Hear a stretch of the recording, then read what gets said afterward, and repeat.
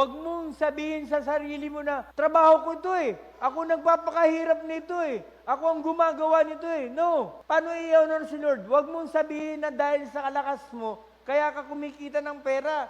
Huwag mong sabihin sa lakas mo, kaya ka yumayaman. Hindi. Ano sabi dyan? Remember the Lord your God, for it is He who gives you the ability to produce wealth. Kaya kailangan mong honor si Lord sa pamamagitan ng iyong financial. Bakit? Kasi ino-honor mo siya na siya pinagmumulan ng lahat ng pagpapala meron tayo. Amen? It is He who gives the ability to produce wealth and so confirms His covenant. Ito po yung pinakamaganda rito. Kaya ka blessed ngayon kasi hindi kinakalimutan ni Lord yung tipan niya sa'yo. Hindi ka kinakalimutan ni Lord. May mga pagkakataon nga sa buhay natin, minsan nga, nagiging unfaithful tayo, pero yung blessing ni Lord hindi nawawala. Bakit? Kasi may covenant si Lord sa atin eh.